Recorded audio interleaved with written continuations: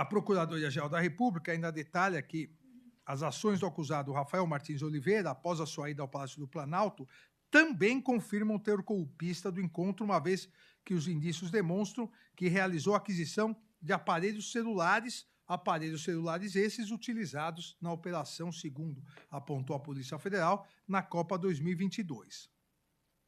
De acordo, com as provas produzidas pela Polícia Federal, indicadas pela Procuradoria-Geral da República, a Operação Copa 22 estava prevista no Plano Punhal Verde e Amarelo, envolveu pelo menos 6 militares com o modus operandi de que os envolvidos tivessem suas identidades sob sigilo.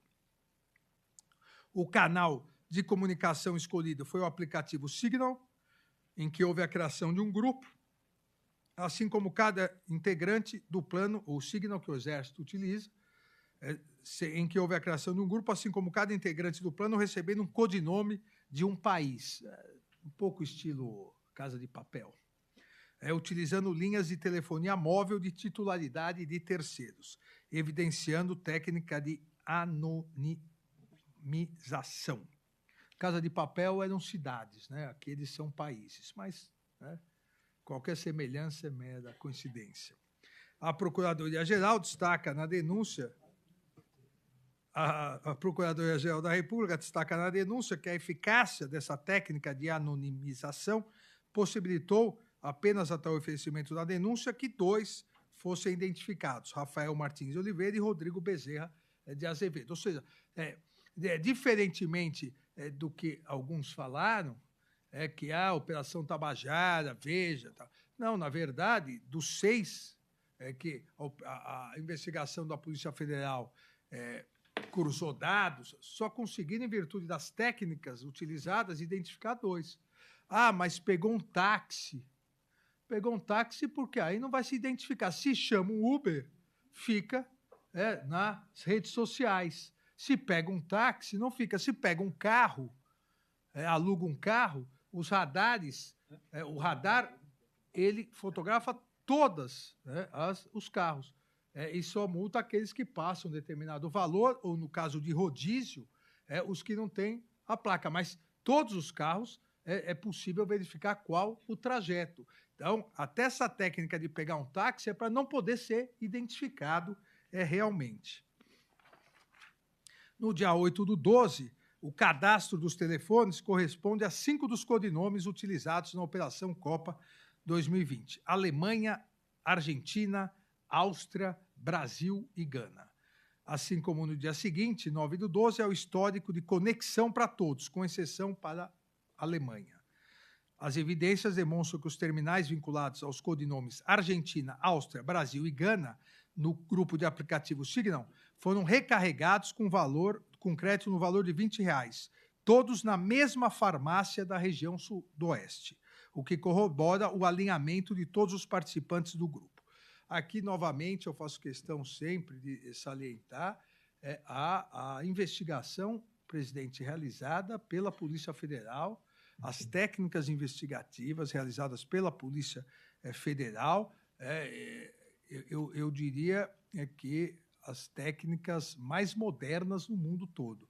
Não por outros motivos, a nossa Polícia Federal tem um reconhecimento internacional e, pela primeira vez na história, o secretário-geral da Interpol é um delegado da Polícia Federal do Brasil. E essa investigação mostra a excelência da Polícia Federal, que eu cumprimento aqui no nome do diretor-geral, o delegado Andrei. Então, aqui também foram localizados nos materiais apreendidos em posse de Rafael Martins Oliveira documentos sobre a metodologia de telefones frios e técnicas de anonimização, o que corrobora que o fato de que o acusado Rafael Martins Oliveira estava analisando e analisou a utilização de antenas de celular em investigações policiais.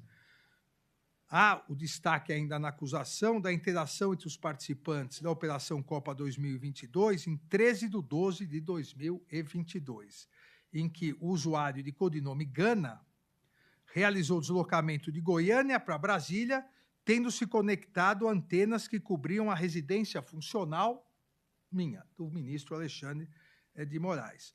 Os indícios apontam que a movimentação decorre do que seria a fase final de execução, coordenada para o dia 15/12.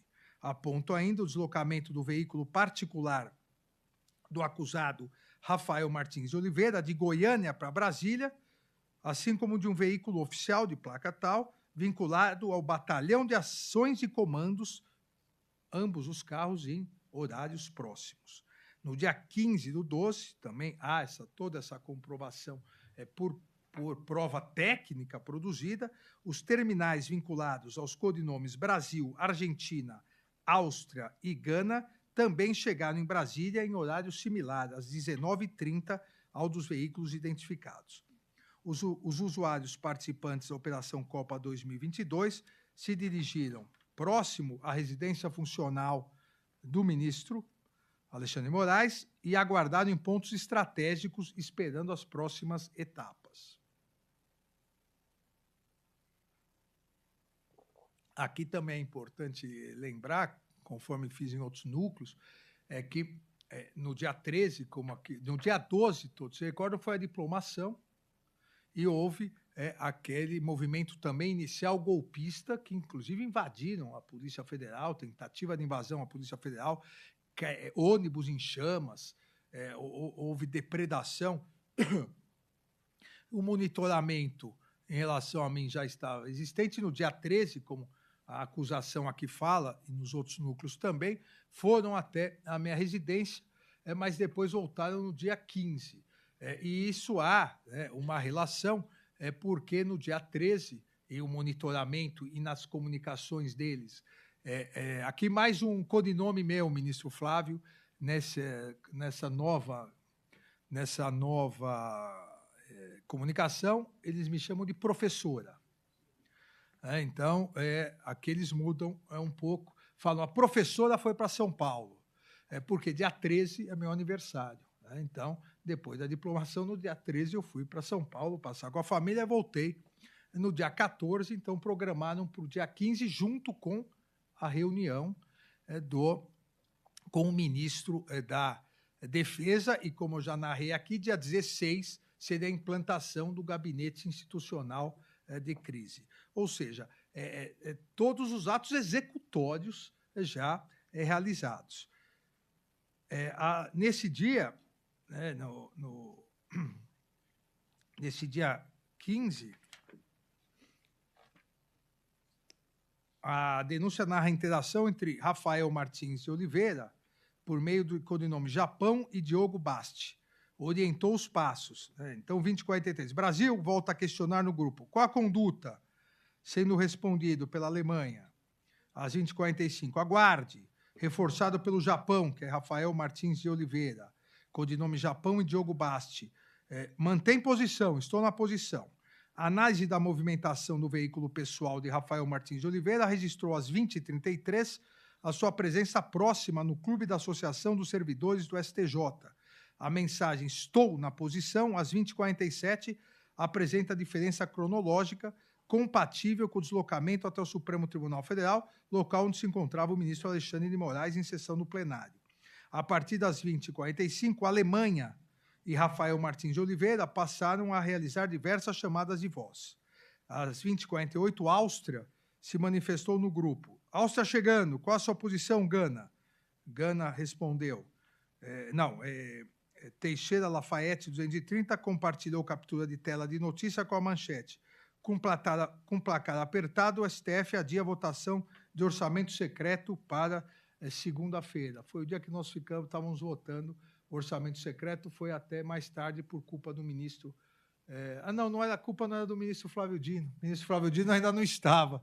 Então, da ministra Rosa, Vossa Excelência, nesse caso, Vossa Excelência, que sempre fala muito resumidamente, como eu, nós falamos muito pouco, então Vossa Excelência está livre dessa, é verdade. Foi a ministra Rosa. O ministro Zanin também não estava conosco nesse período. Pouco tempo depois, às 20h57, Áustria afirma: estou perto da posição, vai cancelar o jogo? 20h59, Teixeira Lafayette 230, abortar, Áustria, volta para o local de desembarque, estamos aqui ainda. E Gana prossegue para resgate com o Japão. Brasil já foi para ponto resgate, Moto ficou onde parou. tira a bateria e coloca a capa. Então, foi abortada a operação e depois as investigações mostram que provavelmente porque exatamente o comandante do Exército e o comandante da Força Aérea novamente se negaram a aderir à tentativa de golpe de Estado, naquele momento, nesse dia, apresentada pelo ministro da Defesa no Ministério da Defesa. O Rafael Martins de Oliveira encaminhou mensagem para o réu delator Mauro César Barbosa Cid, na mesma data da operação, inconformado com o desfecho. Então, após ser abortada a operação, Rafael Martins de Oliveira enviou mensagem às 21h05 via WhatsApp para Mauro César Barbosa Cid, afirmando: opa, Cid respondeu às 21h16, vou mudar de posição, sendo respondido por Rafael Martins de Oliveira inconformado. Novamente, uma palavra educada, tá foda. Ainda, portanto, que a investigação policial tem apurado que Mauro César Barbosa Cid se encontrava na cidade de São Paulo na data da operação. Ele continuava recebendo informações atualizadas sobre o andamento das ações. Núcleo 1 e Núcleo 3. Núcleo 1 e Núcleo 3. O papel relevante de Rafael Martins de Oliveira, que recebeu o codinome Gana, ele teve dificuldades em encontrar um veículo para se encontrar no ponto de resgate, a ponto que a movimentação do veículo particular foi o encontro de usuário do codinome Gana, Rafael Martins, no shopping Pátio Brasil, visando o resgate do participante. A denúncia narra que o cancelamento da operação coincidiu com a confirmação, exatamente, que o alto comando não iria aderir à intenção golpista. Ainda que, quase encerrando, presidente, ainda aqui, com relação à Operação Copa 2022, a Procuradoria-Geral descreve a participação de Rodrigo Bezerra de Azevedo na organização criminosa. Os indícios apontam que, em 8/12, o dispositivo do acusado, Rodrigo Bezerra de Azevedo, apresentou registro de conexão de Herb no Batalhão de Ação de Comandos, tendo permanecido até 9/12. Os elementos de prova evidenciam ainda que o acusado Rodrigo Bezerra de Azevedo retornou para sua residência e voltou ao local no mesmo dia, entre 7h52 e 8h50.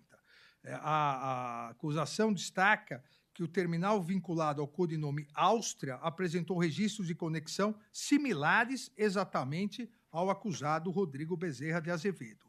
A denúncia salienta ainda que Rodrigo Bezerra de Azevedo foi identificado por meio do aparelho de e-mail, bem como do terminal telefônico utilizado pelo agente de codinome Brasil, porque se conectaram em 26/12 de 2022 a antenas próximas à residência do próprio Rodrigo Bezerra de Azevedo. Ainda é salientado que a conduta delitiva de Rodrigo Bezerra de Azevedo na empreitada delitiva foi como um dos participantes da Operação Copa 2022, participando do monitoramento de autoridades. A partir das provas produzidas pela Polícia Federal, o prefixo telefônico 6198-177-9551, cadastrado em nome de Rodrigo Bezerra de Azevedo, foi utilizado no dia 29/12 em aparelho com o mesmo e-mail do utilizado em 15/12 pelo codinome Brasil. Então, há essa prova técnica, registrando igualmente conexão à antena próxima à residência de Rodrigo Bezerra de Azevedo. Os indícios demonstram, ainda que o acusado Rodrigo Bezerra de Azevedo, de fato, participou, segundo a acusação, de Operação Copa 2022, com as ações de monitoramento e a finalidade de neutralização de alvo. O número de telefone do acusado Rodrigo Bezerra de Azevedo, utilizado para contatar a instituição financeira Nubank, também foi salvo pelo réu Mário Fernandes no aplicativo Signal, tendo sido associado ao contato Giliardi. O codinome Giliardi faz referência aos elementos de prova que contaram que a instituição financeira Nubank informou que a conta era pertencente a Giliardi dos Santos, corroborando a técnica de anonimização do denunciado Rodrigo Bezerra de Azevedo, tanto no cadastro de linhas telefônicas quanto na abertura de contas bancárias. Então, o acusado fazia parte também do denominado Grupo DOS, da plataforma WhatsApp, já referido aqui várias vezes, gerenciado pelo réu colaborador Mauro César Barbosa Cid, que só tinha oficiais das Forças Armadas. A denúncia ainda ressalta a participação de Rodrigo Bezerra de Azevedo, ao ter afirmado que o grupo perdeu a finalidade e tendo salientado que os integrantes das Forças Especiais, abre aspas, fizeram o que podiam, em 30 de 12 de 2002. Isso vem com a comprovação de mensagens. Em seu depoimento policial, o acusado Rodrigo Bezerra de Azevedo confirmou que é formado nas Forças Especiais do Exército, assim como que cadastrou um celular utilizando dados de terceiros, corroborando a descrição da denúncia sobre a técnica da anonimização. Essa também foi uma descoberta da Polícia Federal a partir de uma foto que mostrava a identidade do terceiro que ele utilizou para cadastrar esse telefone.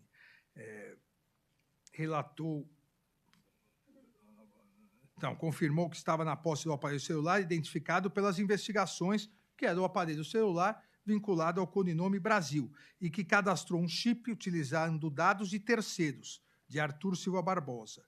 Relatou ainda possuir relação próxima com Mauro César Barbosa Cid, ser colega de Hélio Ferreira Lima, no curso de 2025, de Rafael Martins de Oliveira, também turma da AMAN. Ainda Rodrigo Bezerra de Azevedo, com a utilização de codinomes e técnicas de anonimização, para praticou as ações ilícitas da Operação Copa 2022. Aqui também é importante, em respeito à defesa, e tanto o posicionamento na tribuna, quanto na defesa prévia, porque a defesa diz, e isso poderá ser eventualmente comprovado ou não durante a instrução da ação penal, caso Vossas Excelências acompanhem o voto pelo recebimento da denúncia, a defesa diz que o dia 15 de dezembro coincide com a data de aniversário de Rodrigo Bezerra de Azevedo. Foi repetido aqui, e que os elementos documentais comprovam de forma incontestável que, no exato horário em que os codinomes monitorados teriam chegado a Brasília, o acusado se encontrava na cidade de Goiânia, onde, inclusive, realizou o pedido por meio da plataforma RAP, fato devidamente registrado nos sistemas da própria empresa e comprovado por meio de documentação anexada.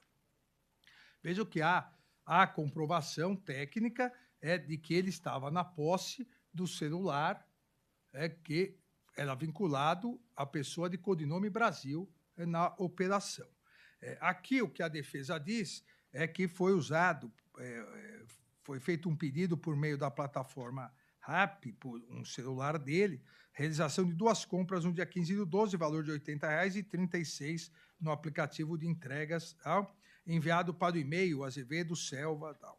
Então, que isso seria prova irrefutável. Não é prova irrefutável, como sabemos, isso pode ser comprovado, porque, em primeiro momento, se houve, como a Polícia Federal disse, a técnica de anonimização, obviamente, alguém com técnicas nesse sentido poderia pedir para alguém acionar o RAP. Sabemos todos nós e eu até conversava com o ministro Zanin, nós conversávamos lá fora, o ministro Zanin dizia que o filho do ministro Zanin, que tem filhos pequenos, o ministro Flávio também tem filhos pequenos, pedem comida pelo celular, pelo e-mail do pai. Então, não há necessidade de você estar nem para pedir, nem para receber. Então, isso não é uma comprovação. Obviamente, a defesa pode aprofundar isso no decorrer da ação penal e, eventualmente, comprovar. Mas, nesse momento, a prova produzida pela Polícia Federal é mais forte, no sentido de que o celular apreendido com o denunciado é o celular utilizado e que foi monitorado do codinome Brasil. Então, isso é um indício muito mais forte do que a questão de entrega de aplicativos que terceiros podem utilizar tranquilamente. Então, mas em respeito à defesa, foi argumentado também da tribuna, eu afasto essa prova nesse momento.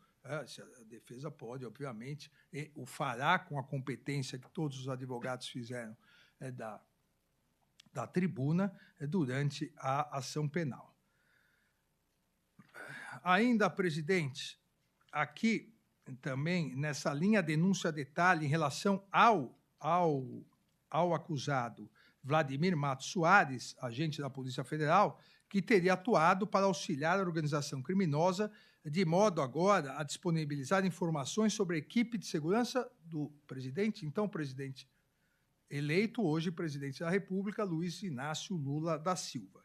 Os elementos de prova indicam que, no dia 13/12, um dia após a diplomação, Vladimir Matos Soares encaminhou dados de Misael Melo da Silva, um dos membros da equipe de segurança do presidente eleito, para Sérgio Rocha Cordeiro, então assessor especial do gabinete pessoal do réu Jair Messias Bolsonaro. A Procuradoria descreve que o acusado Vladimir Matos Soares encaminhou uma foto com a Carteira Nacional de Habilitação de Misael Melo da Silva, ressaltando que Sérgio Rocha Cordeiro conhecia o indivíduo da segurança de Luiz Inácio Lula da Silva, além de informar a sua hospedagem. Aqui é a transcrição. Ô, irmão, eu estou aqui na coordenação desse evento, né, velho? De posse. Aí eu vim para as fichas dos hotéis, coordenando isso aqui, aí o gerente ligou, dizendo que esses caras entraram, está no nome de Misael essa reserva. E que entraram 4 caras que não queriam se identificar, dizendo ser Polícia Federal, aquela coisa toda. Mas não são, saíram também sem se identificar, e eles acionaram a gente fez um levantamento prévio, e deu isso. Entendeu, velho? Eu não sei se são do GSI, se não são. Se tem a ver com o nosso governo atual e estão trabalhando para o outro. Entendeu, meu irmão? Muita coisa pode acontecer, a gente sabe. Eles estão total, dizendo que são secretos e tudo, né? Disseram que estavam em uma missão secreta e não podiam dizer. Então, a gente não sabe, cara, o que é. Certo, meu irmão, eu estou por aqui, precisar, fala aí, velho. Então, isso enviado para o assessor especial do gabinete pessoal do réu Jair Messias Bolsonaro. Os indícios apontam ainda que a mensagem encaminhada por Vladimir Matos Soares foi no mesmo período, foi dia 13, ou seja, naquele período entre dia 12 e dia 15, o mesmo período de monitoramento das demais autoridades, do vice-presidente Geraldo Alckmin, então eleito, vice-presidente eleito, e do meu monitoramento, demonstrando que há na narrativa, na descrição da Polícia Federal, há esses fortes indícios que fazem tudo parte de uma mesma operação. A acusação demonstra ainda que Vladimir Matos Soares encaminhou mensagem de áudio confirmando que Misael Melo, um dos membros da equipe de segurança de Luiz Inácio Lula da Silva, era do GSI e tinha se hospedado no Hotel Windsor e estava à disposição do presidente eleito. E ainda relatou, os indícios demonstram na mensagem, que Vladimir Matos Soares relatou que a situação, em relação à situação, entre aspas, tem que virar logo, não dá para continuar desse jeito. Então, a partir disso, a denúncia descreve a conduta de Vladimir Matos Soares, tendo atuado nas ações de campo para o monitoramento do presidente eleito Luiz Inácio Lula da Silva. Dessa forma, e ainda não encerrei, presidente, mas também em relação a Vladimir Matos Soares, me parece que há justa causa para a ação penal.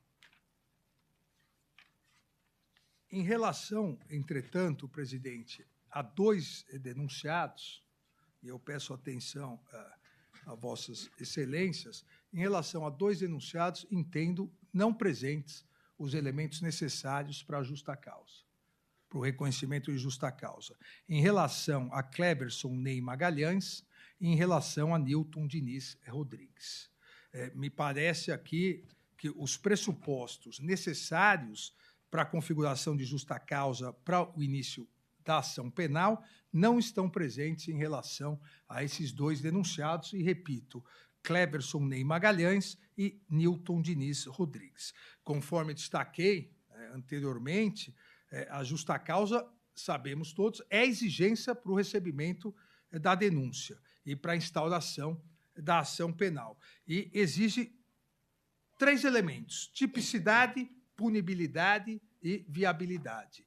Em relação a Cleverson e Newton, me parece não estarem presentes a tipicidade, que é a adequação de uma conduta fática a um tipo penal, e a viabilidade, existência de fundados indícios de autoria. Mesmo sendo esse, como já destacado por todos os ministros da turma, mesmo sendo esse momento um momento de cognição sumária, o recebimento da denúncia exige indícios suficientes e razoáveis a demonstrar que as condutas dos acusados se amoldaram às elementares do tipo penal.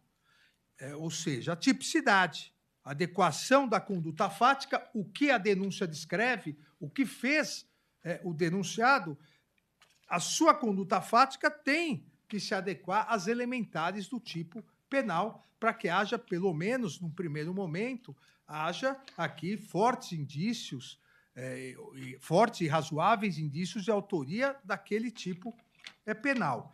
Na presente hipótese, me parece, e com absoluta certeza afirmo isso, que a tipicidade em relação a Cleverson Ney Magalhães e Newton Diniz Rodrigues não encontra respaldo no material probatório. E, nesses casos, é o caso de reconhecimento da ausência de justa causa. Cito aqui vários precedentes, entre eles, o melhor deles, que é de relatoria da ministra Carmen Lúcia.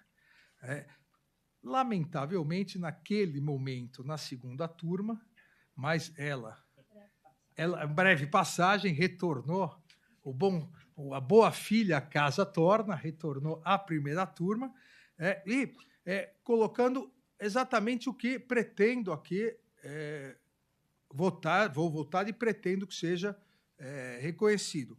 Diz ela: descabe a rejeição liminar da denúncia por alegada inépcia, porque presentes os requisitos do artigo 41. Entendo que estão, inclusive, em relação aos dois.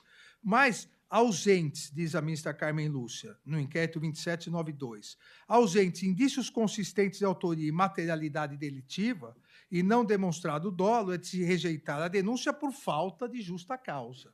Me parece ser exatamente o caso, porque não se verifica aqui, nos autos, indícios mínimos da ocorrência do ilícito criminal em relação a ambos.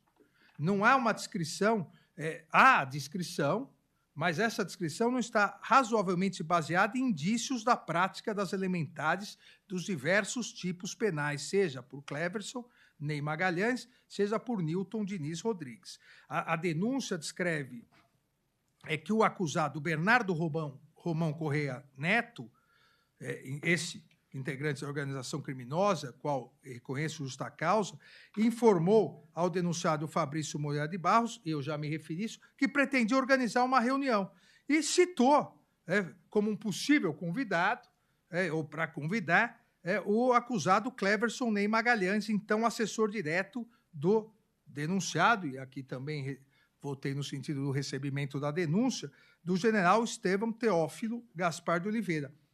A ideia era que Cleverson, como assessor direto, influenciasse também, ajudasse a influenciar no general Teófilo, para que o general Teófilo influenciasse no comandante Freire Gomes.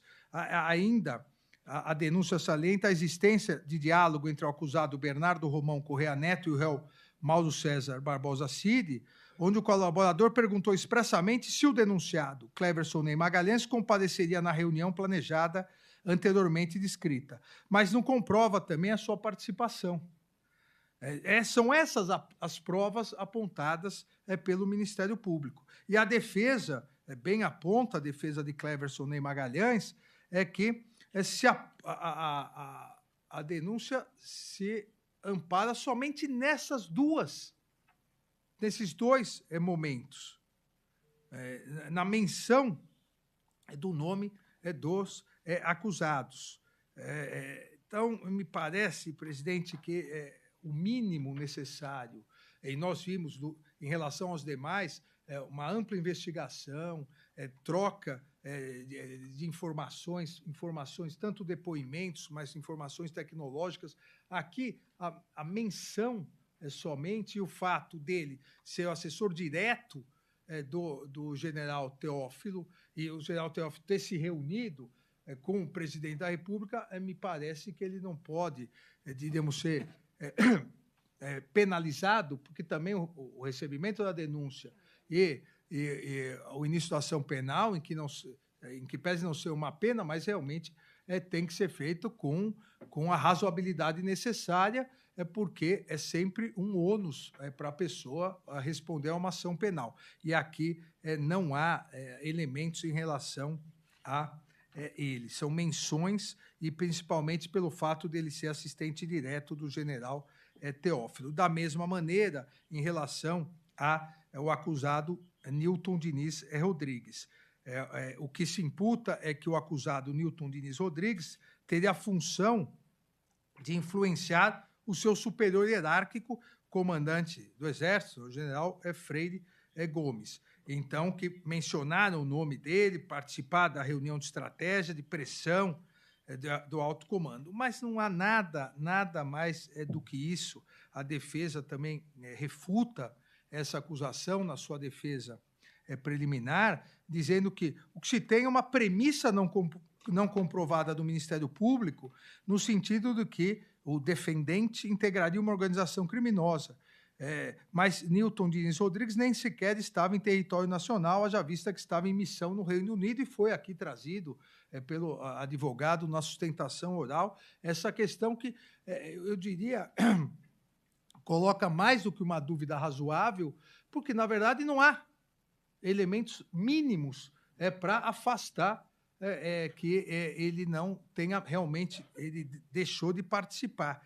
A denúncia não demonstrou participação nele na reunião, não apresentou elementos de prova que demonstram as funções que ele teria desempenhado nisso, na empreitada golpista. O que há, veja, o ponto mais forte da acusação em relação a ele é uma conversa do coronel Bernardo Romão Correia, com uma mensagem ao coronel Fabrício Moreira de Barros. A mensagem é: resolvi tomar uma iniciativa, e conto com o apoio do Newton para isso. Reunir alguns FE, Força Especial, em funções chaves, para termos uma conversa sobre como podemos influenciar nossos chefes. Para isso, vamos fazer uma reunião em Brasília. Fabrício respondeu: bora. E Correia Neto: o Newton está vendo onde? Não. Os diálogos confirmam a ideia que houve a reunião, tudo, mas as mensagens fizeram referência ao hoje general Newton Diniz Rodrigues, que assumira no período a função de assistente do general Freire Gomes. Então, ele tinha assumido a assistência. Os dois aqui, em relação a ambos, a minha análise é extremamente semelhante.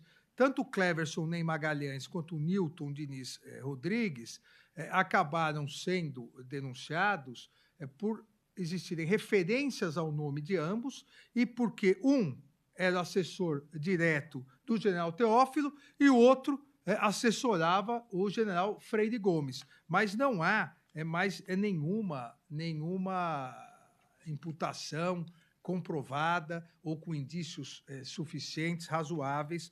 Aqui eu entendo a ausência de justa causa nos termos do artigo 395.3 do Código Penal. Em conclusão, presidente, eu afasto todas as preliminares apresentadas pela defesa.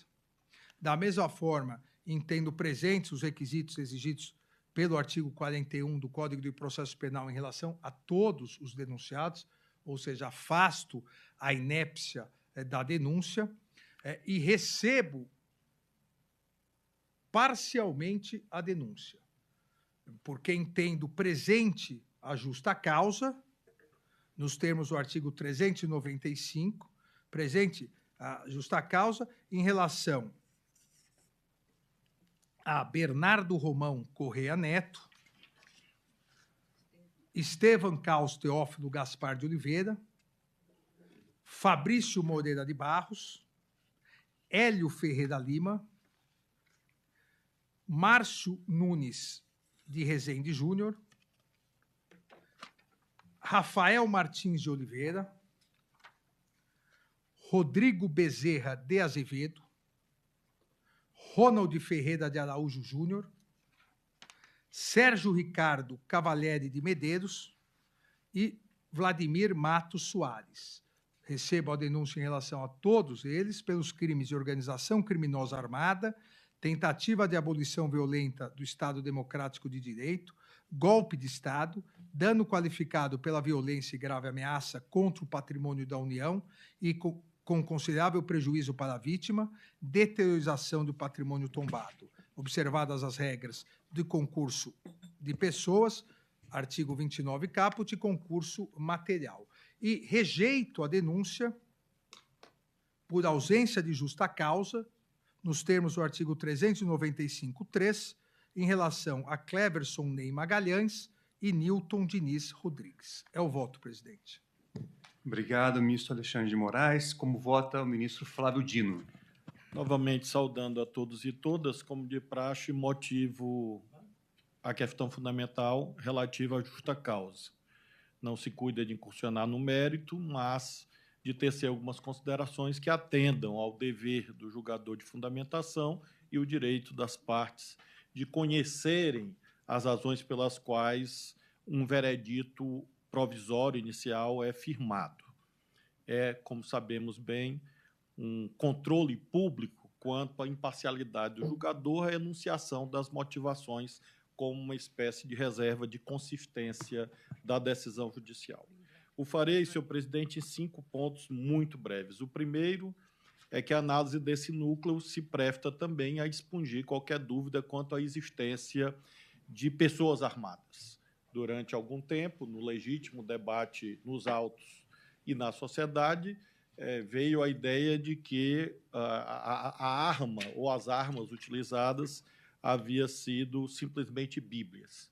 Eu não duvido que elas tenham existido, espero até que tenham existido, mas não há dúvida que, obviamente não como arma, mas sim como um elemento de, quem sabe, até transmissão de bons valores, mas não há dúvida que, pela natureza das funções existentes, no caso, neste núcleo, havia pessoas armadas, porque se cuida de militares e policiais. E isto se presta à análise final quanto à tipificação, uma vez que alguns dos crimes imputados se referem especificamente à existência de armas. A segunda observação diz respeito aos valores fundamentais da hierarquia da disciplina. É curioso a leitura compartimentalizada do artigo 142 da Constituição. É uma hermenêutica muito singular, em que exatamente essas duas palavras que lá constam não foram lembradas, hierarquia e disciplina, que são fundantes da identidade constitucional das Forças Armadas. O que distingue as Forças Armadas de um bando? A hierarquia e a disciplina. O bando é armado. As Forças Armadas, obviamente, são armadas. Se não há hierarquia e disciplina, não existem Forças Armadas. Existe outra coisa.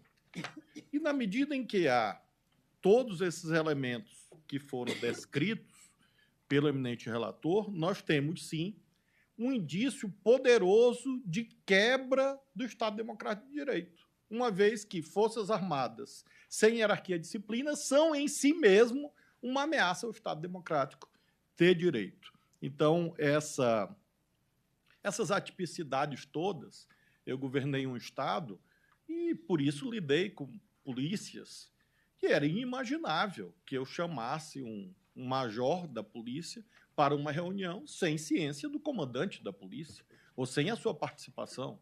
Em 8 anos, isso jamais ocorreu. Ministro Flávio, não. Eu não tive o prazer ou a dor de governar o Estado, mas Vossa Excelência disse, eu fui secretário de Segurança Pública, se eu chamasse um coronel direto sem chamar o meu comandante-geral, era desprestígio total para o comandante-geral.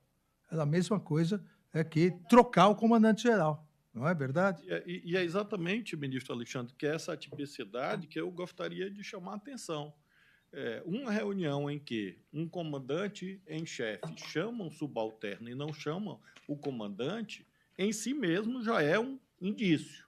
Não afirmo que, por si só, seja um juízo definitivo, mas é um indício de, ao haver um sinal tão poderoso de quebra de hierarquia e disciplina, mostrar que havia uma ambiência permissiva à perpetração, quem sabe, veremos ao fim, de crimes contra o Estado Democrático de Direito. A terceira observação. O colaborador, Mauro Cid, fez alusão à conversa de bar, e isso foi invocado seguidas vezes da tribuna. Infelizmente, conversas de bar podem levar à perpetração de crimes. Conversas, às vezes, em si mesmas, são crimes. E só ia acontecer, muitas vezes, em determinado tipo de delito, que eles sejam verificados exatamente em bares. Bares, restaurantes, shopping center. Então, não é o fato do delator ou colaborador aludir à conversa de bar que significa dizer que isso, por si só, exclui a possibilidade. Vejamos. Imaginemos aqui que nós nos encontrássemos num ambiente informal e viesse um advogado neste ambiente informal e oferecesse a um dos julgadores uma vantagem. Pelo fato de ser num restaurante, ou num bar, ou na casa de alguém, isso excluiria a consumação de um crime?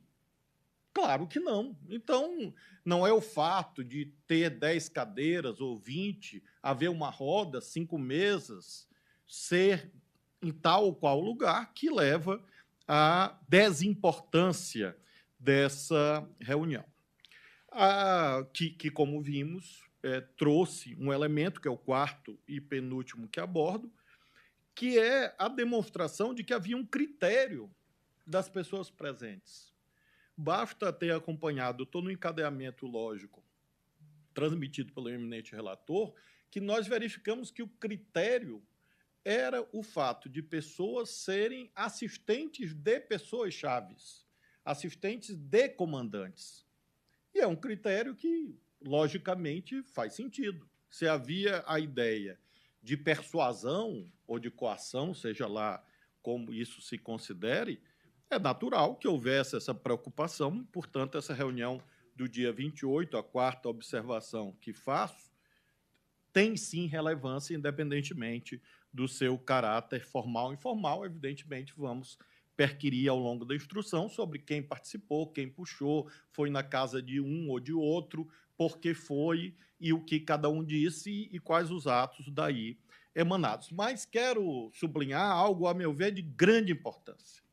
O direito penal, ele tem uma função repressiva e, por ser repressivo, é preventivo. E quando nós fazemos alusão aqui, ao longo da apreciação do recebimento da denúncia, a outros eventos da história brasileira, a exemplo do Manifesto dos Coronéis de 1954, a ambiência que se gerou em 1964, o AI-5 e outros eventos tristes da vida brasileira, nós vamos encontrar simbolicamente nesta sala a ideia deletéria que deve ser expungida para sempre do ethos das instituições militares, segundo a qual existem inimigos internos, elementos hostis na pátria, que devem, portanto, ser alvo de combate militar. A função preventiva geral, a meu ver, deve se materializar na ideia que isto deve ser definitivamente banido, porque só conduz a desastres na vida brasileira. Nunca deu certo. E é algo atípico em termos internacionais. Ninguém nunca viu o exército dos Estados Unidos incursionando contra o seu próprio povo. O exército da França, da Inglaterra. Então, isto se formou num certo momento da história mundial, o período da chamada Guerra Fria, e atipicamente ficou reverberando até praticamente o fim do primeiro quartel do século XXI. É como se nós tivéssemos aqui quase 100 anos depois, tratando de uma doutrina equivocada, desastrosa, surgida nos estertores da Segunda Guerra Mundial.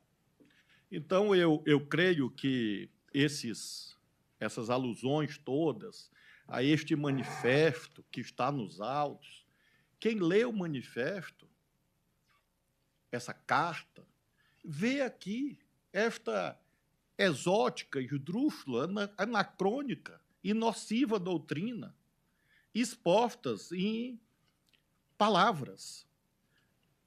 As Forças Armadas, o pobre do Caxias vai sempre parar nisto aqui. Soldados de Caxias possuem a capacidade e estão dispostos a enfrentar as adversidades atualmente presentes em nosso solo pátrio. Quais as adversidades? A presença de inimigos internos. É esta a doutrina. E vem, o filho teu não foge à luta, ou ficar pátria livre, ou morrer pelo Brasil. Nesta data, 28 de novembro, algum exército estrangeiro estava ameaçando invadir o Brasil? Não me consta. Havia alguma força bélica estrangeira nas nossas fronteiras, ou no mar territorial, caça sobrevoando o Brasil?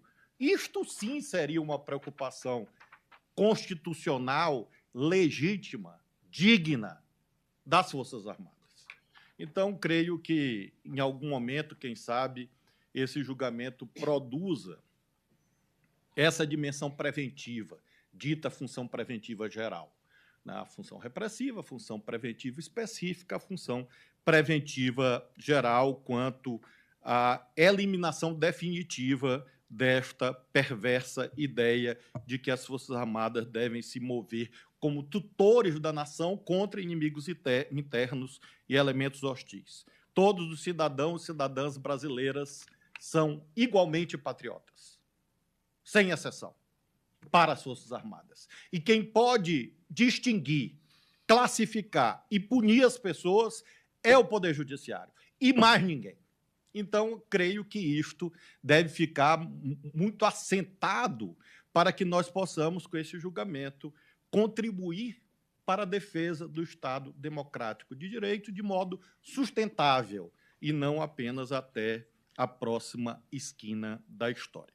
E, finalmente, é curioso, ministro Fux, Vossa Excelência, que eu tenho imenso respeito, já lhe disse, há décadas, quando lhe homenageava, já ainda como estudante, como um processualista ilustre do nosso país, deve, às vezes, ficar perplexo quanto à ideia de como se forma um juízo de certeza.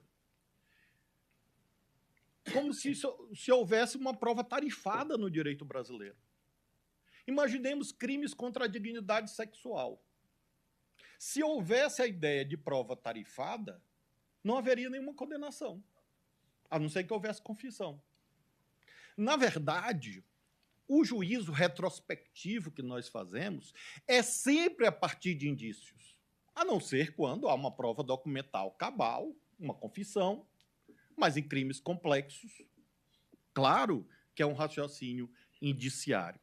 E por isso eu concluo, eminente presidente, dizendo, de um lado, há um alinhavamento lógico dos indícios esses, paradoxalmente constantes, dos meios tecnológicos em que havia a suposta perpetração de crimes. É como se houvesse nessas tecnologias Deus e o diabo ao mesmo tempo. Porque o mesmo WhatsApp, ou seja lá a rede que for, que servia para, eventualmente, troca de diálogos que serão aquilatados ao fim do processo, é de onde emergem os indícios. E esses indícios são muito curiosos, ministra Carmen. A senhora, que é a mais antiga dentre os presentes, e, portanto, conhecedora. A antiguidade é exatamente. Na antiguidade, no tribunal. Esclareço. Porque já vem de uma longa data, já acabou de dizer que era estagiário, o ministro Fux já era um jurista. Agora, o problema é dele, com a idade. E ele vai. É homenagem. Homenagem, ministro. Olha, eu vou dizer para a senhora, quando eu fui deputado federal, eu escolhia meus interlocutores todos acima de 70 anos, porque eram mais sabidos do que eu. Então, é homenagem. Então, veja, ministra Carmen. Foi elogio também? Mais sabido do que eu. Vou entrar com o embargo. Não há 70 anos que eu estou aqui dentro. Não, 70 de idade, ministra. 70 de idade. Que a senhora ainda vai chegar um dia. Então... Se Deus quiser, eu 100. E eu estarei presente. Veja, a senhora, Vossa Excelência, que conhece Brasília bem, quando o ministro relator fala de carga de um celular numa farmácia no Sudoeste e fala do restaurante Gibão, não sei das quantas, Gibão da Carne de Sol, ele está falando do Parque da Cidade. E quem conhece Brasília sabe que é um eixo. Depois aparece o Pátio Brasil. Então, a sequência é Pátio Brasil, Parque da Cidade, Sudoeste. Então, essa configuração indiciária é um elemento de convencimento, porque ela é um elemento de plausibilidade. É plausível que pessoas que estavam no restaurante Gibão da Carne de Sol no Parque da Cidade fossem a uma farmácia do Sudoeste. É plausível. Se houvesse a ideia, não, eles estavam no restaurante Gibão, que eu pressuponho que seja esse lá do Parque da Cidade, e foram carregar o celular lá em Sobradinho ou em Planaltina, eu diria, bom, tem algo de errado. Mas o Sudoeste é contíguo, é lindeiro. Por que eu trago esse exemplo? Para dizer que creio que há demonstração suficiente de indícios a partir de configurações fáticas como essas descritas pelo eminente relator. São fatos objetivos que, mediante operações lógicas, se transformam em prova. Indícios vários e concordantes constituem prova, lição quase que secular do direito brasileiro. E, por outro lado, evidentemente, acompanho o relator quanto não à inexistência de indícios em relação aos denunciados Newton e Cleverson. Eu não chego a dizer que há inexistência, apenas considero, acompanhando o eminente relator, e fiz anotações, de que não há o estandarte mínimo em relação a eles. O que há é muito frágil, porque exatamente essas alusões não vêm acompanhadas de mensagens, de fatos, de ações que estejam documentadas nos autos, e por isso mesmo acho que a prudência demanda que, em nome desse juízo preliminar, nós possamos afastar, neste momento, em relação a eles, o recebimento da denúncia. Por isso, senhor presidente, eu iria tecer considerações em relação a cada um dos acusados, mas o eminente relator já o fez, apenas uma consideração de ordem geral. Eu compreendo bem a natureza da sustentação oral, porque tive a honra de já fazer algumas, e sei bem que é um momento de apresentação daquilo que o advogado tem de mais forte, de mais poderoso. Claro. No curso da instrução, contudo, é importante que a abordagem seja mais ampla. Evidentemente, nos 15 minutos não cabe essa abordagem ampla. Mas, durante a instrução processual, eu, particularmente, como um destinatário da prova que será produzida em contraditório judicial, acho muito importante que haja uma análise do conjunto de fatos. Ou seja, não basta dizer, olha, de 10 fatos descritos, é frágil. Sim, mas restam 9. Então, é importante que, no curso da instrução, repito, não nesse instante, haja essa preocupação, que não basta dizer, olha, tal fato, de algum modo, foi equivocadamente imputado pela polícia ou pelo Ministério Público, que pode acontecer. Claro que pode. Até todos os fatos, porque todos nós somos falíveis, todos, sem exceção. Obviamente, isso se estende ao órgão de investigação, ao órgão de acusação, e também, obviamente, às defesas e ao Poder Judiciário.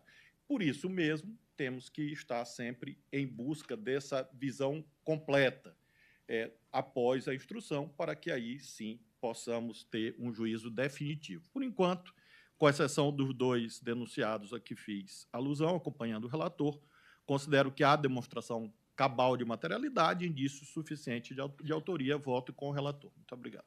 Obrigado, ministro Flávio Dino. Como vota o ministro Luiz Fux? Senhor presidente, preliminarmente gostaria de saudar mais uma vez Vossa Excelência, gostaria de saudar os integrantes da Corte, nossa decana, a ministra Carmen Lúcia, o ministro Alexandre de Moraes, o relator, o ministro Flávio Dino, Sua Excelência, a doutora Cláudia Sampaio Marques, procuradora-geral da República, com quem eu tive também o prazer de conviver no Superior Tribunal de Justiça, e, inclusive, com seu estimado marido, meu querido amigo da juventude, o procurador da República, de grande destaque, doutor Roberto Gugel, e os eminentes advogados aqui presentes.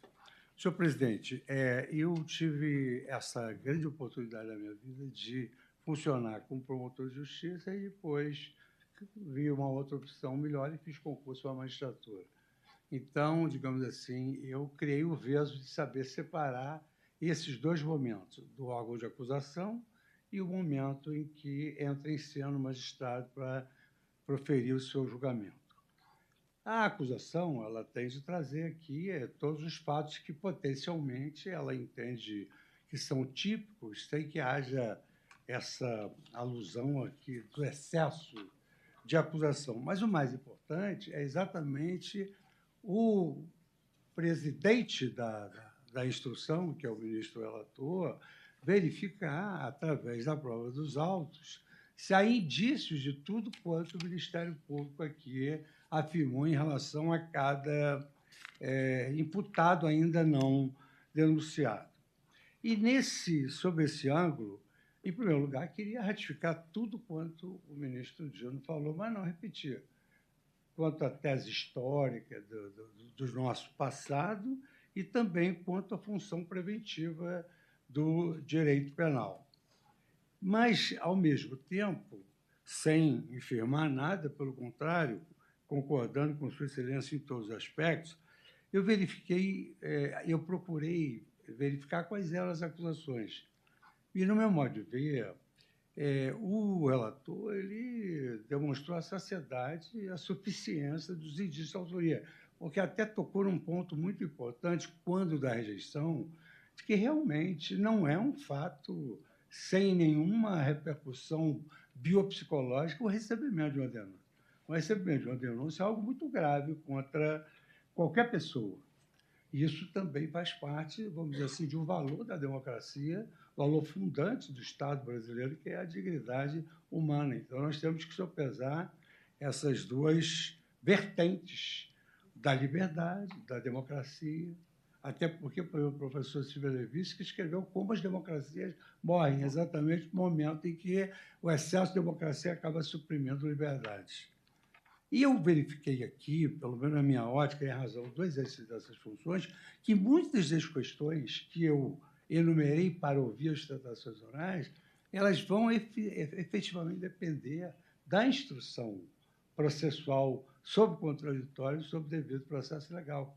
Porque, como aqui você referiu, ministro Dino, há essas menções de que uma mensagem foi destinada a outra e que, por isso, eventualmente, teria participado. E aí o ministro Alexandre de Moraes soube separar essas alusões das pessoas referidas em relação às pessoas que, efetivamente, teriam o indício de autoria e de participação nesses delitos que estão abstratamente descritos na denúncia. Então, em relação a Bernardo Romão, eu verifiquei que eu precisaria de um elemento probatório sobre essa sua suposta organização da reunião, sobre as ações concretas para garantir a assinatura do decreto golpista, que efetivamente acabou não sendo assinado. E aí nós vamos discutir na instrução que fase isso aqui representou, e vamos precisar da instrução processual.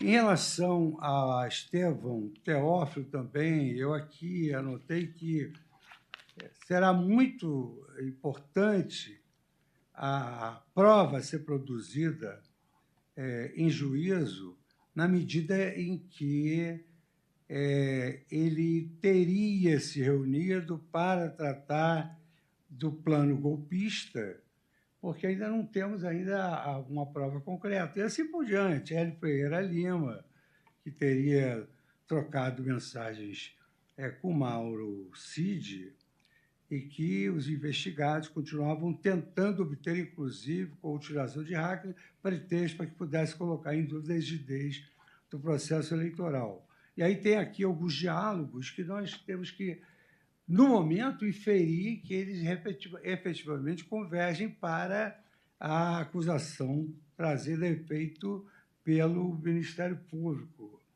Como essa menção aqui, eu sei que tentaram levar até o fim, sem quebra institucional, mas tudo foi fora da lei do lado de lá.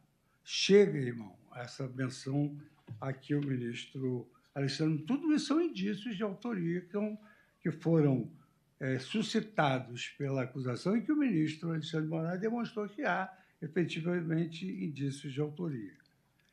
Essa questão de pressionar de baixo para cima é que, efetivamente, nós vamos verificar até que ponto essa capacidade de persuasão ocorreu. Em relação a Rafael Martins, também eu tenho aqui vários itens sobre a sua suposta participação e todas elas, no meu modo de ver, que vão ficar bem esclarecidas da lei dos indícios com a prova.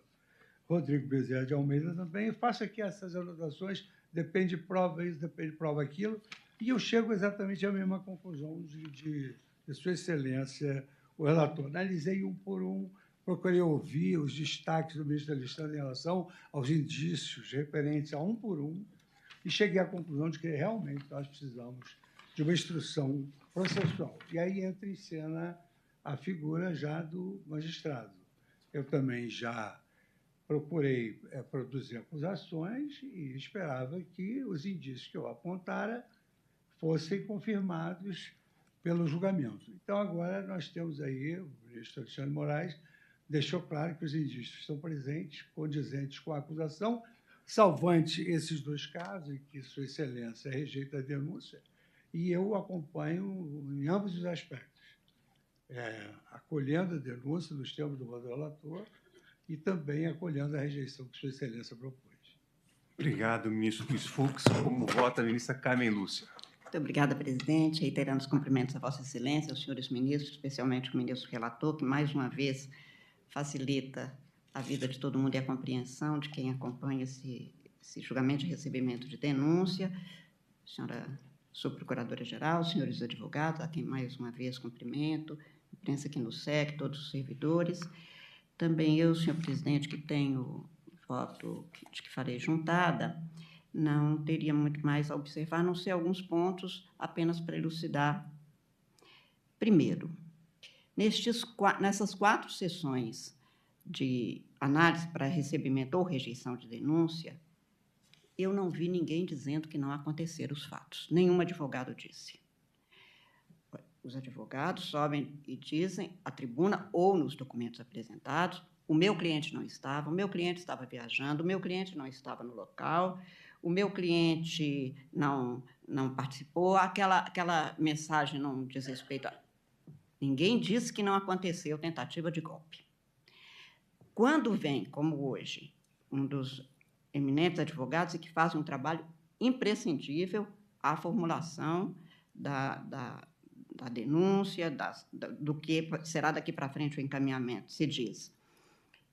Naquela reunião, que é um dos dados, um dos atos, um dos indícios que se comprova aqui, não era encontro, era uma reunião.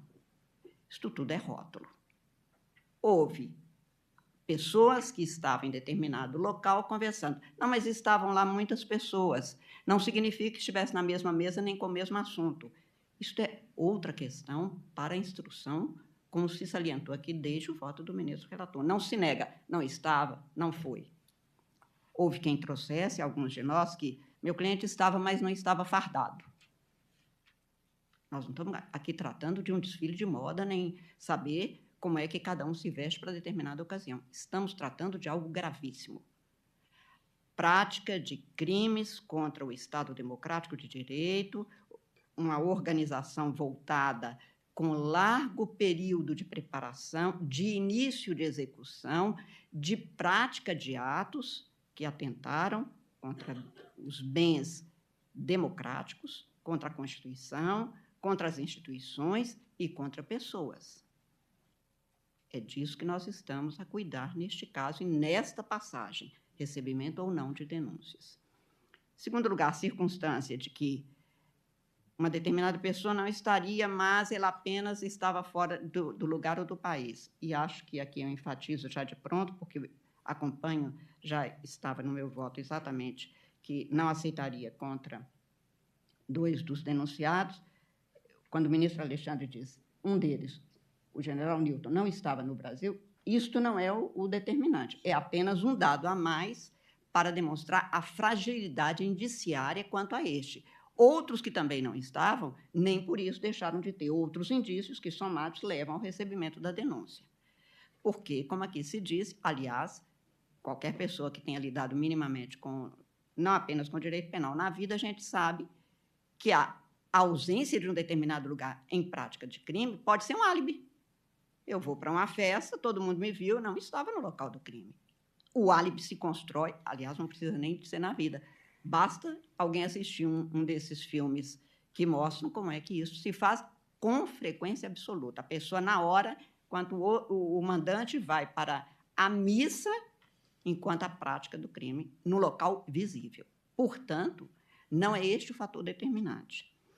Eu aqui faria brevíssimas referências ao que chama muita atenção neste núcleo, especificamente, e que já foi lembrado pelo ministro relator, pelo ministro Flávio Dino, e na referência feita agora pelo ministro Fux, sobre quebra de hierarquia e disciplina, que nós temos julgados aqui há um bom tempo, do tempo que eu estou aqui, sobre a importância disso. Por que alguns atos não são aceitos, por exemplo, na caserna, ou nas Forças Armadas, ou nas forças policiais em geral, quando às vezes são aceitas em alguns outros lugares da sociedade, porque se quebra a disciplina e a hierarquia, se quebra a coluna vertebral da organização legítima do Estado, como força legítima.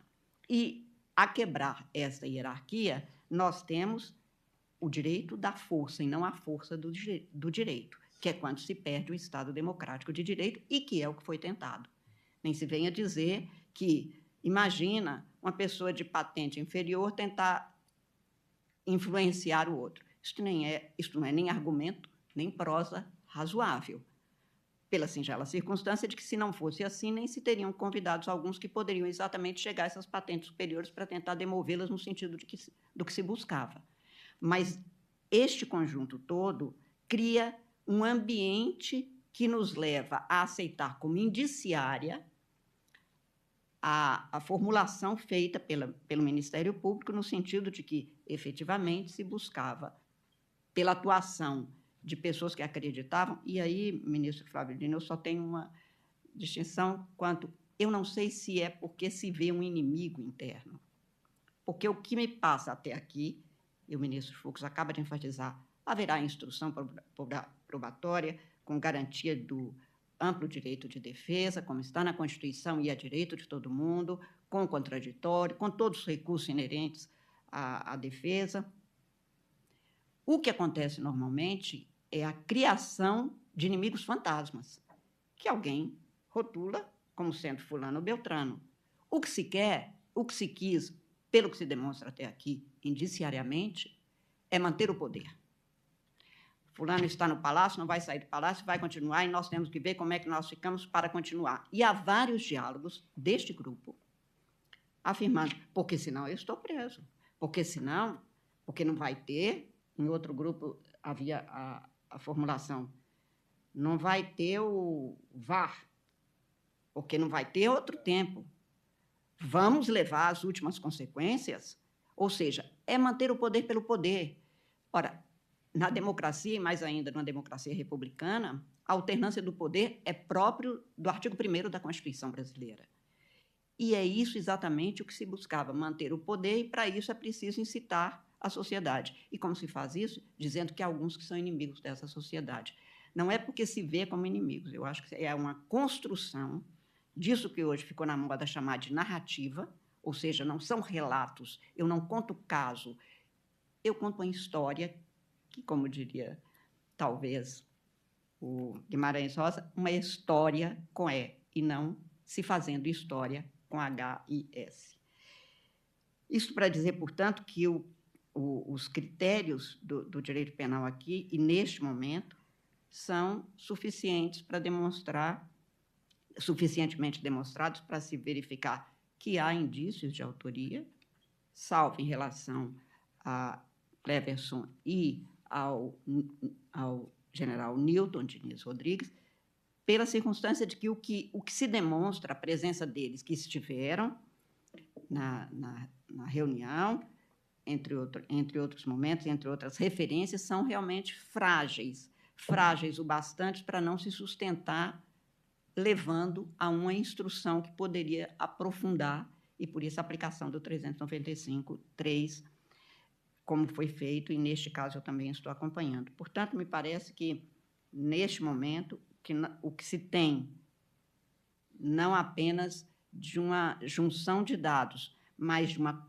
coordenação de dados, de uma composição de dados, mostra um quadro que pode ser mesmo criminoso e, como eu disse, os fatos e as consequências dos fatos criminosos que levaram ao 8 de janeiro, e até mesmo, ministro Flávio Dino, me lembro bem que no dia seguinte, 2 dias depois, Vossa Excelência esteve, como ministro da Justiça, com a ministra Rosa, que presidia, comigo, descrevendo algumas das coisas que agora a gente, somando a outros, e não é isso que nos leva a aceitar indiciariamente ainda, mas para dizer que não é novidade para nós que estávamos aqui, como lembra o ministro Alexandre, no Tribunal Superior Eleitoral em 2022, e até aquele início de ano, e do que se contou, e na hora, e aquela experiência horrorosa de ver a destruição de bens, o quebrantamento dos princípios básicos do Estado de Direito, o estupor da sociedade brasileira diante de algo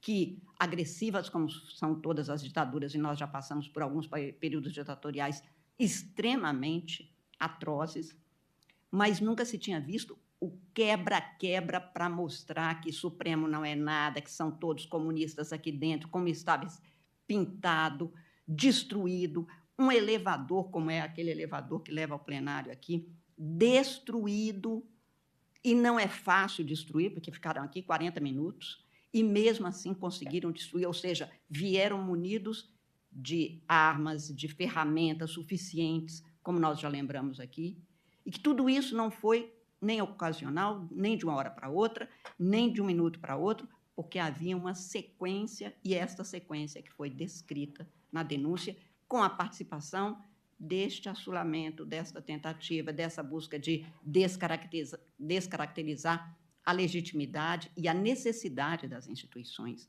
Quem acha que as instituições e que os cargos que nós exercemos nelas, daqueles que exercem, são bônus, é porque nunca exerceram um cargo desse. Nós temos ônus consideráveis do ponto de vista pessoal, das famílias e da nossa própria vida, da nossa saúde, tantas vezes, e o Supremo Tribunal Federal tem uma história disso. Portanto, o que se demonstra neste quadro aqui é um quadro de gravidade incontestável. Reitero, em nenhum momento se afirma que não aconteceu.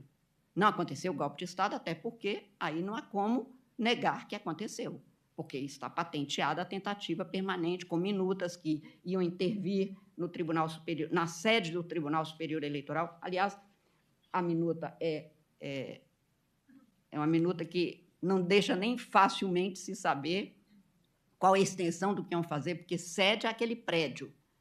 Iam destruir, iam jogar bomba, iam fazer o quê? Iam caçar os ministros, iam... Como que é? Isso tudo estava escrito. Houve, portanto, quem pensou, planejou, buscou executar, e se não chegou até a última data, até a posse do presidente Lula, não foi porque alguém não quis.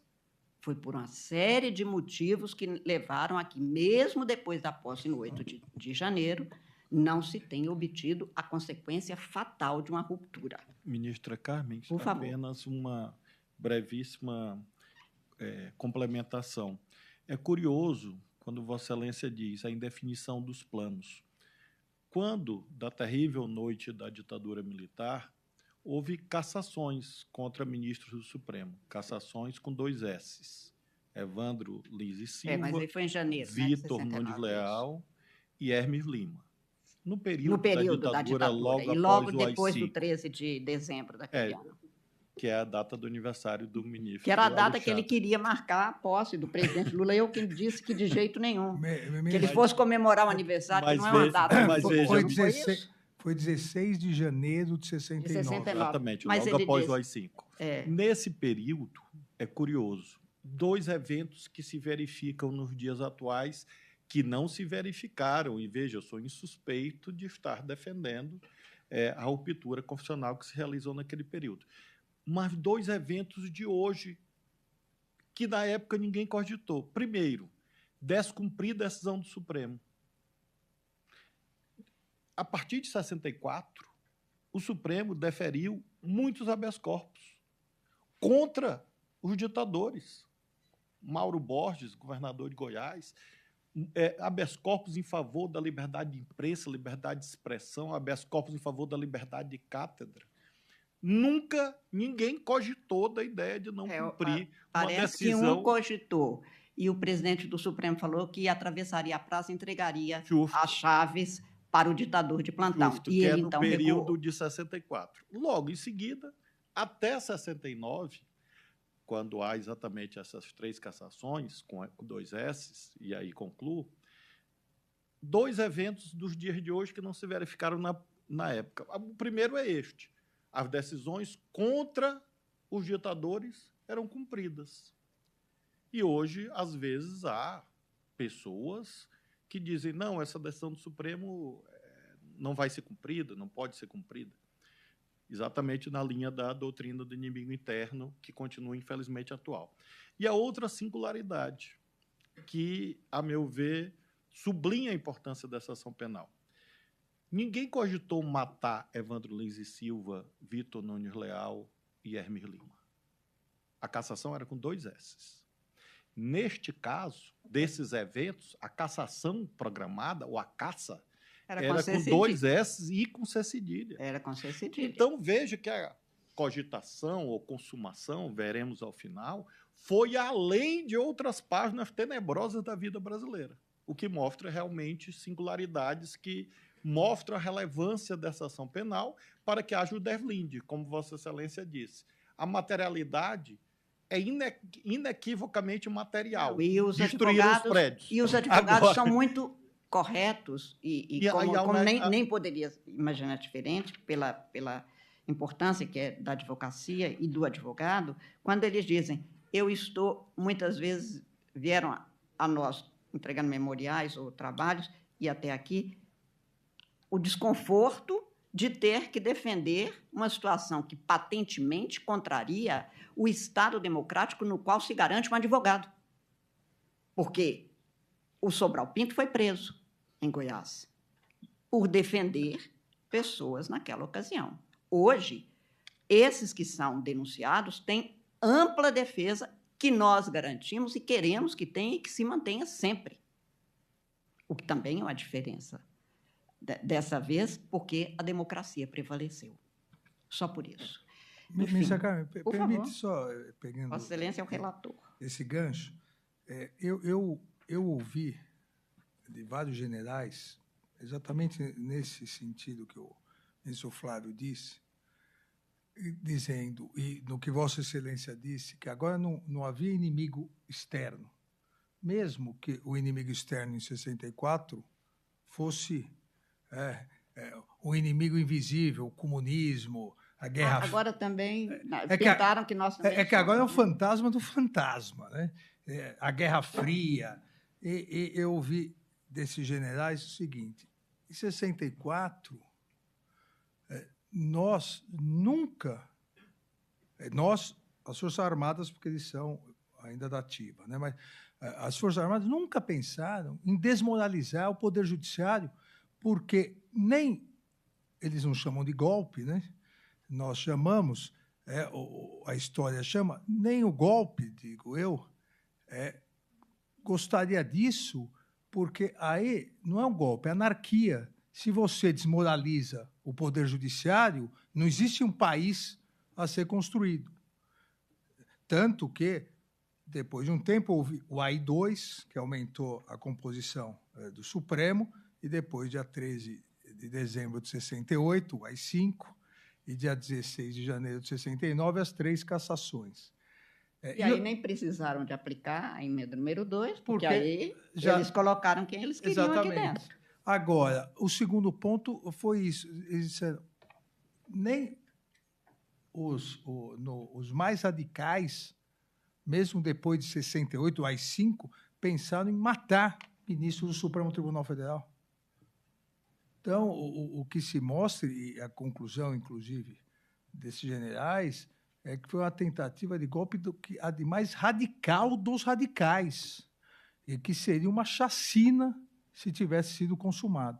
E as próprias Forças Armadas, nas suas lideranças, perceberam, mas, como bem disse a ministra Carmen, não foi o único fator decisivo, e é reconhecido, inclusive, pelas Forças Armadas, que o papel altivo do Supremo Tribunal Federal, do Poder Judiciário, em mostrar que não cederia a qualquer tentativa de golpe, é também um fator essencial para a manutenção da democracia. E aí vem a pergunta, cogitar matar o deve-se dizer que, nisso, um dos diálogos é isso. Vamos matar todo mundo. Exato. Nós não vamos parar. Isso está nos diálogos que estão encartados na denúncia. Ministra Carmen, e a relevância dessa lembrança que eu fiz, e a Vossa Excelência, ministro Alexandre, é porque isso se vincula a um outro debate. Cogitar matar um ministro do Supremo, coisa nunca antes vista na vida brasileira. Ou vários ministros, sabe-se lá o que essa gente pensava. É algo corriqueiro, banal, que possa ser minimizado no debate, reduzir a um debate político, partidário, ideológico, ou é algo que merece a rejeição universal de todas as correntes ideológicas legitimamente constituídas? Essa é uma pergunta que não cabe ao Supremo responder, mas sim à sociedade, claro. E eu prometo, presidente, não falar mais nada hoje. Amanhã é outro dia. Eu já estou finalizando meu voto, como disse, eu também estou recebendo a denúncia, ressalva feita aos 2 denunciados, Cleverson Ney Magalhães e Newton Diniz Rodrigues, que, em razão da fragilidade do que foi exposto em relação a eles, não me parece dotado de plausibilidade suficiente para o recebimento da denúncia, no mais, portanto, rejeitando as preliminares e recebendo a denúncia quanto aos demais, e, como disse, senhor presidente, eu farei juntada de voto escrito. Obrigado, ministra Carmen. Também eu farei juntada de voto escrito, analisando, na verdade, os aspectos que cabem neste momento. Como já dito aqui pelo eminente relator e pelos demais ministros e pela nossa decana, ministra Carmen Lúcia, neste momento temos que analisar a presença dos requisitos do artigo 41, que consiste, na verdade, na exposição do fato criminoso com todas as suas circunstâncias, a qualificação do acusado e demais elementos. E tudo isso foi apresentado na denúncia, como mostrou aqui o ministro Alexandre de Moraes, com os acréscimos feitos nos demais votos. Então, para mim, em relação a todos os denunciados, está atendido esse requisito do artigo 41. Já o outro requisito que temos que analisar, como já exposto também aqui, é a presença da justa causa, ou seja, a plausibilidade da denúncia em relação aos elementos que foram encartados até o momento nos autos para indicar a prática dos delitos que foram imputados aos denunciados. E, no meu voto, assim como fez o ministro Alexandre de Moraes, o relator, eu estou demonstrando a existência de várias mensagens escritas, áudios, documentos, arquivos, que dão, pelo menos neste momento, a indicativa da plausibilidade das imputações que foram feitas na denúncia. E por essa razão, também estou recebendo a denúncia em relação a todos os denunciados, exceto em relação a Cleberson Ney Magalhães e Newton Diniz Rodrigues, porque também eu entendo que, em relação a eles, não existe esse suporte indiciário mínimo. Agora, evidentemente que, ao longo da instrução, vamos ter que analisar detalhadamente as provas que serão produzidas, não está se fazendo aqui nenhum juízo de culpa, e chegar, inclusive, a verificar se algumas expressões que foram utilizadas como conversa de bar, se essa não é realmente uma expressão mal empregada, né, pelo colaborador, porque uma reunião que busca providências voltadas a matar autoridades, um presidente eleito ou um vice-presidente eleito e promover golpe de Estado não pode ser uma conversa de bar. Mas é isso que nós temos que ver ao longo da instrução. Assim como 8 de janeiro não foi um domingo no parque, a se confirmar a denúncia, o que, insisto, vamos fazer ao longo da instrução, essa reunião também não foi uma conversa de bar. Mas, por hora, para este momento, entendo que estão demonstrados aqui os elementos necessários a indicar a materialidade dos delitos imputados e também os indícios de autoria, e, por essa razão, acompanho na íntegra também o voto do eminente relator. Então, proclamo o resultado. A turma, por unanimidade, rejeitou a preliminar de arguição de suspeição, impedimento e ausência de imparcialidade dos ministros Alexandre de Moraes, Cristiano Zanin, Flávio Dino, Luiz Roberto Barroso, Dias Toffoli e Edson Fachin. Só em relação a esses, julgamos prejudicado. Prejudicado, tá certo. Então, a turma, na verdade, refazendo, por unanimidade, rejeitou a preliminar de arguição de suspeição, impedimento e ausência de imparcialidade dos ministros Alexandre de Moraes, Cristiano Zanin e Flávio Dino, e julgou prejudicada a arguição em relação aos ministros Luiz Roberto Barroso, Dias Toffoli e Edson Fachin. Por maioria, rejeitou a preliminar de incompetência do Supremo Tribunal Federal e desta primeira turma para o julgamento do presente recebimento ou rejeição da denúncia, vencido, nesse ponto, o ministro Luiz Fux, nos termos do voto apresentado por Sua Excelência. Em continuidade, também por unanimidade, a turma rejeitou as seguintes nulidades processuais apresentadas pelas defesas técnicas. Quanto à nulidade por cessamento de defesa por falta de acesso amplo e total aos elementos de prova e requerimento de prazo em dobro para apresentação de defesa. Quanto à nulidade por falta de prazo para apresentação de resposta após o colaborador. Quanto à nulidade por excesso acusatório ou overcharging. Quanto à nulidade no depoimento policial prestado pelo acusado Estevão Caus Teófilo Gaspar de Oliveira. Quanto à nulidade na prisão preventiva do acusado Hélio Ferreira Lima em razão da afirmada violação ao artigo 74 da Lei 6.880 de 80. Quanto à revogação da prisão preventiva do acusado Rodrigo Bezerra de Azevedo. Presidente, em relação às duas prisões preventivas, em lealdade processual, eu disse que seria o momento adequado a analisar. Então, fica suprimida nesse momento. Exato. Então, fica suprimida essa parte. Então, prosseguindo, quanto à revogação da prisão preventiva do acusado, essa parte também Vossa Excelência analisar depois.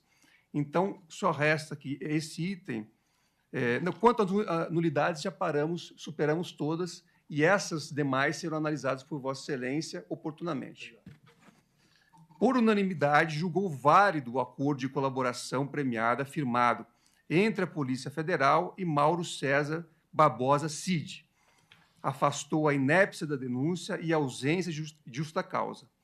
No mérito, por unanimidade, no julgamento da PET 12.100, núcleo 3, a turma recebeu parcialmente a denúncia.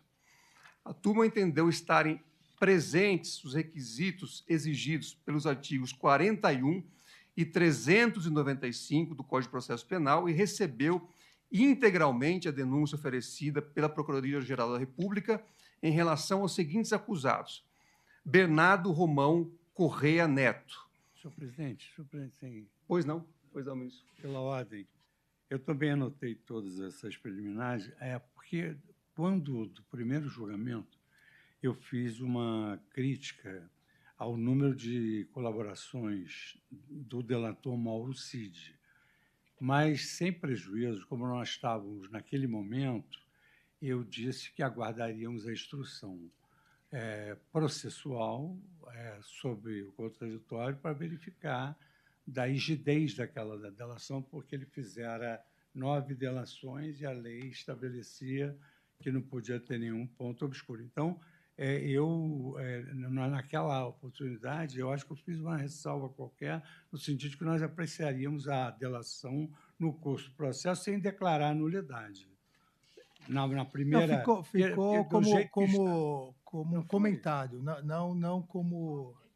um obter dictum que, na verdade, acho que, inclusive, eu, naquela oportunidade, fiz também referência à necessidade de análise no curso da instrução. Após o interrogatório judicial do réu colaborador. Para este momento... Para não cair em contradição. Não constou como dispositiva.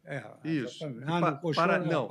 Para este momento é que foi feita essa análise, sem prejuízo da análise que será feita no curso da instrução, claro, né, sob o crivo do contraditório. Tá bom. Então, prosseguindo, a turma entendeu estarem presentes os requisitos exigidos pelos artigos 41 e 395 do Código de Processo Penal e recebeu integralmente a denúncia oferecida pela Procuradoria-Geral da República em relação aos seguintes acusados: Bernardo Romão Correia Neto, Estevão Caos Teófilo Gaspar de Oliveira, Fabrício Moreira de Bastos, Hélio Ferreira Lima, Márcio Nunes Rezende Júnior, Rafael Martins de Oliveira, Rodrigo Bezerra de Azevedo, Ronald Ferreira de Araújo Júnior, Sérgio Ricardo Cavalieri de Medeiros, Vladimir Matos Soares. Em relação a Cleverson Ney Magalhães e Nilton Diniz Rodrigues, a turma, também por unanimidade, rejeitou a denúncia por ausência de justa causa nos termos do artigo 395, inciso 3, do Código de Processo Penal. Fica, então, cancelada a sessão extraordinária convocada para o dia 21, amanhã, que seria às 9h30. Fica cancelada essa sessão. Feito isso, dou por encerrada a sessão, desejando uma boa tarde a todos.